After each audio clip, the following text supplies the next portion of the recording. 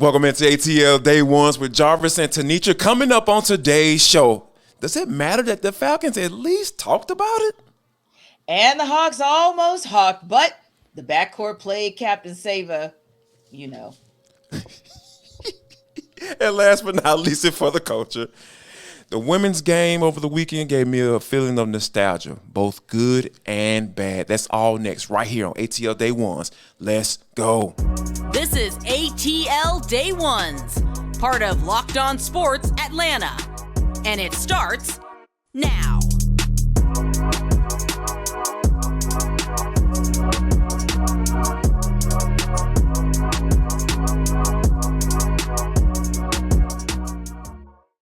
I want to say thank you for making ATL Day Ones your first listen of the day. Remember, we are free and available wherever you download your podcast. And wherever you download your podcast, make sure that you leave us a 5-star review. Really appreciate that from you in advance. Today's episode of ATL Day Ones is brought to you by FanDuel Sportsbook. Make every moment more.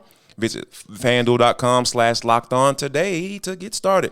But T, when you think about all the conversations that we've had about Lamar Jackson as to whether or not he's going to come here or why the Falcons should take a look at him and all of those different things, right? But we seem to got confirmation over the weekend from Arthur Smith on the Rich Eisen podcast, T, that the fact that they actually did visit that conversation, or they did have that conversation within the organization.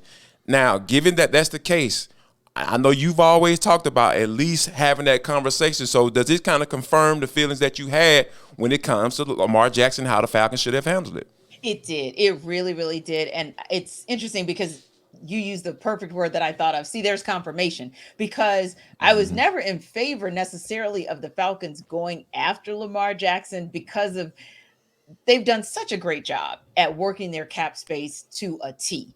And it just felt like with all the holes, it would be darn near impossible to kind of get Lamar Jackson and fill the holes. You would not probably have a Calais Campbell or a David Onyemata or a Jesse Bates on this squad if you signed him. However, when a guy like that who's borderline generational player under center is available, you do have to have the conversation, because the conversation speaks to due diligence. Now, football IQ and business acumen is what ended up happening. That's why Arthur Smith and Terry Fontenot did not proceed with anything with Lamar Jackson. But again, the conversation, I respect the fact that they had it and that it was at least a thought by the organization.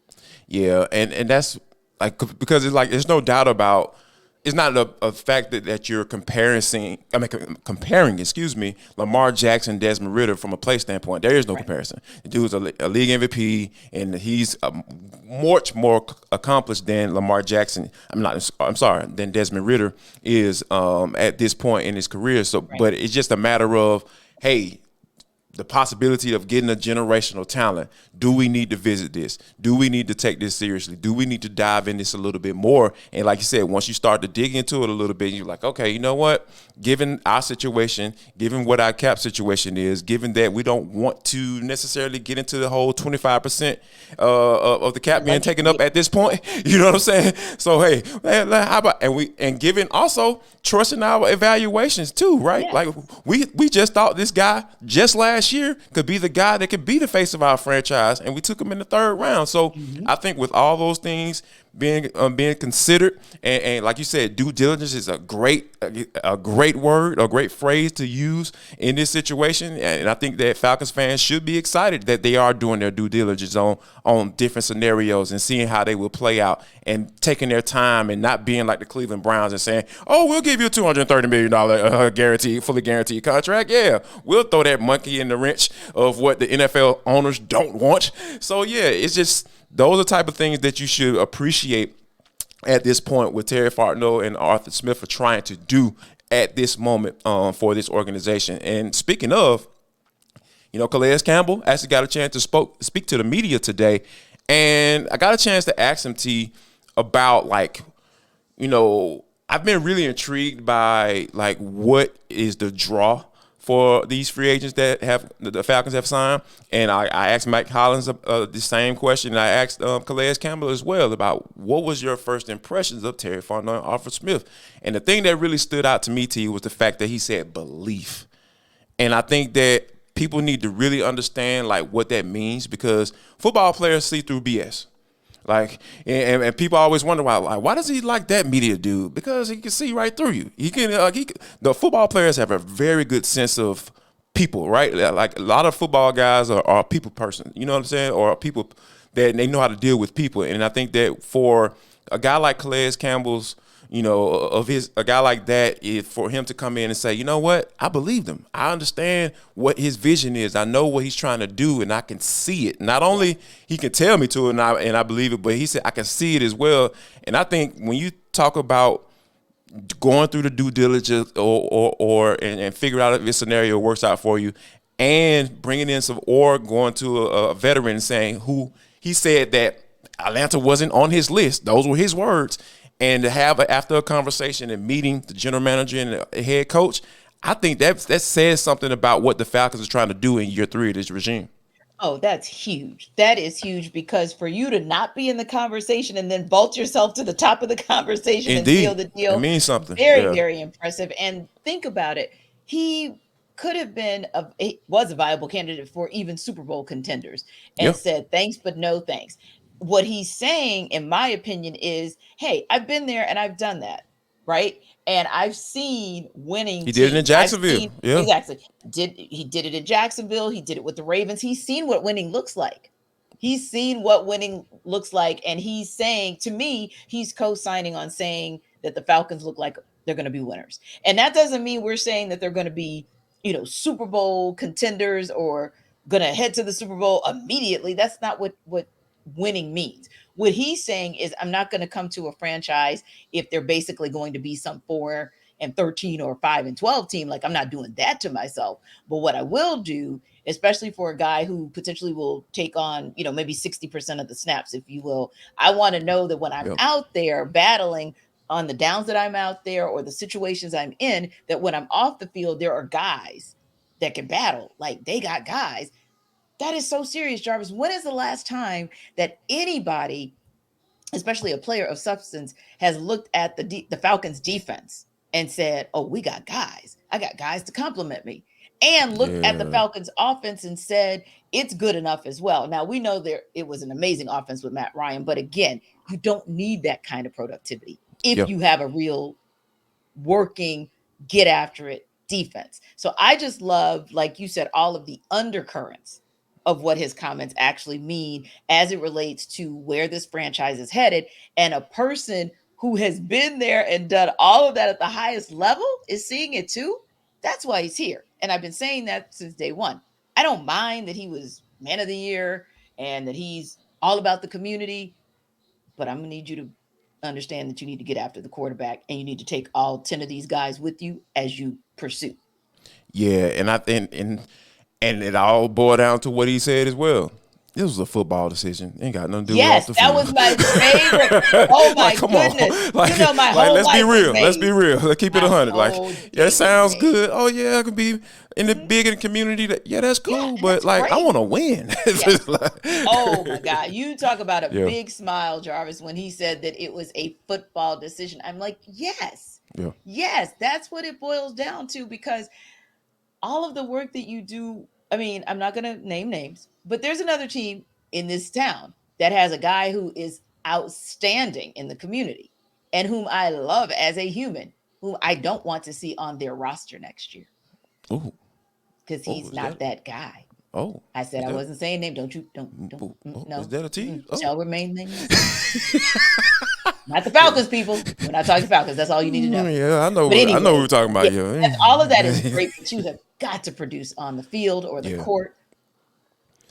Yeah, that's cool. Yeah. You can be a nice person. That's fine. But like, I need you to play ball. That's why you're here. That's why you're getting paid. So, but yeah, I really like what the Falcons are doing overall. Yeah. And I think that, Calais Campbell and his words today, I think they confirm what we've already been kind of seeing. And like you said, those undercurrents of the conversations that we've been having with these players and these new Falcons, I think it's going to be something that is going to pay dividends once September gets here. You know what? We don't have to worry about getting here. The Braves. They won the series against the Washington Nationals. They lose Sunday, but hey, they won the first two of the series, and I think that it is a lot. There are a lot of reasons to get excited about what the Atlanta Braves are doing right now. T, I for one think that they probably got one of the scariest lineups in Major League Baseball. I don't have a problem saying that at all. But I think that if you're looking out over the weekend, T, what was your biggest takeaway from this Washington National Series? Big bats are back. What you saw in spring training, if you were thinking that was just a spring training thing, think again. So I really love the big bats, and I always love when we see things like a Ronald Acuna Jr. leadoff home run. And it was the contact, it was the power behind the contact with that ball. The ball got out so fast. Exactly. That is, yes. Rocket shot. That looks like the Acuna Jr. of old. So that was one of my favorite moments. And if you're not going to do it at the plate, do it behind the plate, Sean Murphy. That arm, that laser he threw to second base was unbelievable. And if you're going to have a situation where you have to plug in a Jared Schuster and a Dylan Dodd this early, I really, really like the poise that Jared Schuster showed me. It kind of reminded me of when Spencer Strider were getting jams last year, and you forgot that he was that young, that he was a rookie, because he found his way and reset pretty quickly. I felt like, yes, you gave up 4 runs, but you also lasted 4 2/3 innings. So we gotta give you credit for that. So those are just 3 things that kind of jumped out at me where I was like, yes, and yes. Yeah, the bats are back. Because I coming into the season, I wholeheartedly believe that Matt Olson is going to have an MVP caliber type year. I think he's done nothing but confirm that. T. I'm gonna ride that wave. I think Matt Olson is due for a big one. I'm talking about 40 home runs type situation. Yeah, it's coming. And if he does that, and you going behind the guy and Ronald Acuna, if both of those guys get 40 home runs at the top of the order, I would love to get some research on whether or not that's happened. If guys have been back-to-back 40 home run hitters, that would be something that'd be very interesting. And then very interesting. That top of the order is going to be lethal. It's going to be lethal this year. So super excited about the Braves and what they got going on. So definitely. One more thing, Jarvis, I wanted to say, wrap up is, I know you want to give credit to the Braves as well for Thursday's game, because that was a game that wasn't won by the long ball. So again, we're always looking to see if the Braves can do it either way. Yes. Mm-hmm. Yeah. That's a different piece. And when you think about, not winning a game without hitting any home runs at all, that was what the Braves did. That's how they won games last year. So for them to win in a different style, I think having a different style of play to tap into when the bats aren't going like they should be, I think that versatility is going to matter. Once you're 140 or 150 games in to win, and guys are going to be in slumps. That's just how baseball works. So we'll definitely keep an eye on that, and we'll keep you abreast of what's going on with the Atlanta Braves. But guess what? We got coming up next. The Atlanta Hawks. Yes, they got a win. Yes, they're a 500 team, but how big was that win against the Dallas Mavericks? We'll talk about that next. And yes, there's gonna be some shaking some heads. Yeah, that's how it is when it comes to the Hawks. But first, we gotta talk about FanDuel.com/LockedOn, because it is the #1 sportsbook in America. You guys rock with ATL Day Ones as the #1 podcast in America. So why don't you go ahead and match that thing up and get with the #1 sportsbook in FanDuel? Guess what? If you're a new customer, they got the no sweat first bet. And that's up to $1,000 in bonus bets back if your first bet doesn't win. It's pretty simple. And if you're worried about the fugaziness and your information being passed around, FanDuel is safe, secure, and it's super easy to use. You don't have to worry about all that craziness and that fugaziness, because they got you covered. So you can even bet on the same game parlays. You can even do points scored, threes made, all that stuff, over-unders, money lines. They got everything you need in order for you to win some money. So guess what, guys? Make sure that you go to FanDuel.com to get your no sweat first bet. That's $1,000 in bonus bets back if your first bet doesn't win. That's FanDuel.com/LockedOn to learn more. Make every moment more with FanDuel, the official sports betting partner of the NBA. Yes. And if you bet that Luka Doncic and Trae Young would once again have subpar games playing one another. You're right. Because it's such interesting thing because it's like this marquee matchup, right? It's always going to be Doncic versus Young, Young versus Doncic. But if you look at the backstory of those two playing against each other, they both typically have mediocre games when they play one another, and neither of them was really the story last night, save for Doncic maybe getting a foul and acting out, and it's like, see. Trae isn't the only whiner. That's what he does. But Trae hitting the free throws. To fairly similar traits there. Exactly. So let's not get it twisted. But what I did love is the fact that DeJounte Murray did DeJounte Murray things again. Mm-hmm. He reminded me once again that you can put him on your best player. You can put him on the opponent's best player and slow that player down. And that's what he did last night. And yes, like you said, we take nothing away from the 132 to 130 win because it was so very necessary. You hate that they almost blew a 15-point lead and had to get it done in 53 versus 48 minutes. That should not have been the nail biter, but we all know somebody's going to get hot from the three and they're going to torch the Hawks late. And usually it's an L, so we'll happily take the dub. And hey, Jarvis, 10 straight games, up, down, win, loss. So it was nice to actually get one in the win column, especially after, well, two things. Number one, after they get blown out by the Nets on Friday. And number two, when the Raptors and Bulls win and they're on your heels for that 8th spot and you are really in a situation of must win heading to Chicago tomorrow night. Yeah, I think that's one of the things, and that game is going to be very important because when you think about the win that they got against the Mavericks, it was even more, it was huger. I know that's not a word, but because if they would have lost that game, they would have been in the 10th spot. And we know what that 10th spot looks like and how difficult it was for the Hawks to actually get into the playoffs, to run into that buzzsaw that was the Miami Heat last year. But to, them staying in that A spot is vital. Because I think that, them having another shot to take out the Miami Heat, and force them to go play another game, and sit and wait for the outcome of that second playing game. And I think that's important for the Hawks because they need that. They need some level of confidence going in, especially when they get like going into the Bulls because the Bulls have been coming around as of late, and we've talked about how similar those teams were when they talked about like just the up and down inconsistencies. We talked to our guy Jason Goff before the season got rolling, so. I think it's a good thing that that the Hawks were able to kind of find a way to win the game, and that's the one positive light. But I think one thing that I thought was really funny, T, like when they were talking the Luka is fat chants when he was at the free throws. I think that was amazing to me, because that is like petty. The ultimate level of pettiness that I need when Luka comes into the building because what the national media how they feel about this whole trade situation, they feel like the Hawks got duped and they got duped and all that stuff. I don't necessarily lean that way. I'm not gonna say that I haven't been leaning that way, in the past year or two or so, a year and a half. But whether they got duped or not, I think that this is something that I feel like should be a heated rivalry. These guys should step up their games to kind of play. And I think Trae, he played okay, but he shot terribly. You know what I'm saying?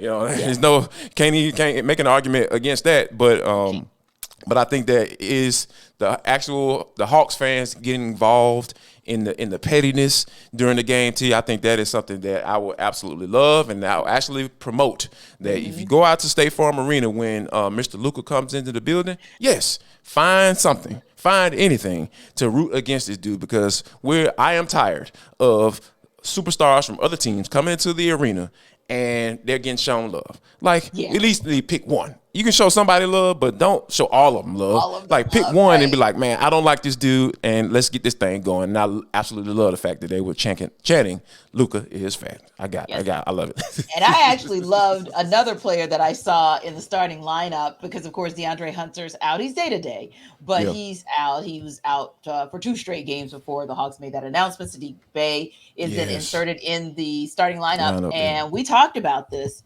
on the Hangout Friday. Yes. We talked about where the shifts could be made. And one of the guys that Chuckery pointed out in the course of that conversation was Sadiq. And so, got a solid game from him. And also the bench mob, just got to give them their credit because you're talking 38 points, 14 rebounds, 3 blocks, a couple steals, contributing, making sure that they are part of the important stat line at the important time. So, of course, we know the majority of that came from Onyeka Okongwu and Bogdan Bogdanovic, but still, you need to get that type of productivity, and hopefully you get it on the road as well, because you're going to need all of the bench to step up, and you're going to need the starters to step up. I imagine Sadiq Bey will still be in the starting lineup tomorrow. As well he should. Yeah, I do not expect DeAndre Hunter to miraculously come back from those injuries, but I will tell you, and this is a little bit off the beaten path, but when we started talking about this Friday on the Hangout, and we began to talk about who was kind of on the hot seat as a player, DeAndre Hunter, this was probably not a good time to have an injury. That's been something that I've been thinking about when you talk about the reconstruction of this roster, and we know that it's coming. It's coming. And I know a lot of people like, oh yeah, Trae. No, they ain't going that far. It's going to be some tweaks to this starting lineup. The starting lineup is going to look different next year, and I think that we started with John Collins, and I think that the other guy, you have to have it, and it's got to be DeAndre Hunter, because at the end of the day, Sadiq Bey can be the cheaper version of that, and I put an argument up against Sadiq Bey probably being a better 3-point shooter, and that's what they need. Yes. That's what they need, and he's a willing defensive player. You know what I mean? Yeah. So, and not saying he's the greatest, but he's willing. He's willing. He's willing. That was a big closeout against Luka right there on the last play of the game. Yeah. So, I think that these are the conversations that we're going to start having, and I really like Dre. I know you like Dre, but at some point, it can't be what his capabilities are. Yeah. We have to have production behind. Potential is a word that's been used for this organization and for this lineup for too long. 1 or 2 years too long. And I think that these are some of the guys that are going to be on that block when come this offseason, and I think it's going to be tough. And it's going to hurt, you know what I mean? Because I really like Dre. Like you said, he's a really nice guy, cool, the cover and everything like that. But at the end of the day, it's all about what happens on the court, and it just hasn't been there. Right. And the thing about it is, hey, it could happen the same way for the Hawks as it did with Kevin Huerter, right? When Kevin Huerter goes and balls out in Sacramento, and they're up in the 4th spot, the 4th seed in the West. Right. For the first time since 2006, they're in the playoffs. But we got to also remember, De'Aaron Fox is no joke. De'Aaron Fox just always needed some help, right? Right. So I think ultimately speaking, let's not act like Kevin Huerter turned that around by himself. He got the compliment that he needed. De'Aaron Fox got the compliment. It's a complimentary team, but they had a young core already there. Exactly. They just needed 1 or 2 pieces to help them to kind of get over the hump, if you will. But they got over the hump, and now, Jarvis, you make a great point. Now that's where the Hawks are. The Hawks are the young team all of a sudden who can't get over the hump and need to make some adjustments so that they can get over the hump. But hey, listen, if it's stressing you out tomorrow because you are wondering, will they do it? Won't they do it? Are they going to have another one of these win-loss games at the worst possible time of a loss in Chicago? Get yourself a Built Bar. That's probably what you're going to need. Or if you're somebody who is thinking this game tonight might go down to the wire between San Diego State and UConn, get a Built Bar. Just go to BuiltMarchMadness.com and let us know which one is your favorite. It's a cool thing. Let us know about your team. And you might be among the 50 listeners who actually are able to win a box of Built Bars, which is cool. You might like chocolate. You might like churro. You might like puffs. I say bar all the time, but you might like puffs. And one lucky winner will actually get boxes of Built Bars delivered to their home for 12 months. How cool is that when you think about the fact that you probably need a healthy snack in your life? You need a snack that only has 4 grams of sugar, only has 130 calories, is 100% chocolate, real chocolate, and gives you 15 grams of protein. You're not going to miss with that. So don't forget, it's ATL day ones all the time. That should be your first stop. But while you're at your browser and you're able to throw up another URL, make sure you go to builtmarchmadness.com.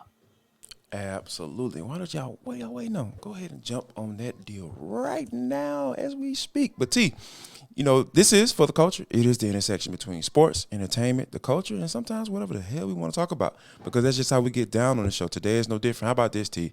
As I was sitting watching the women's Final Four over the weekend, I got a feeling of nostalgia, right? Because, first of all, let me kind of lay out my feelings about college basketball overall right now.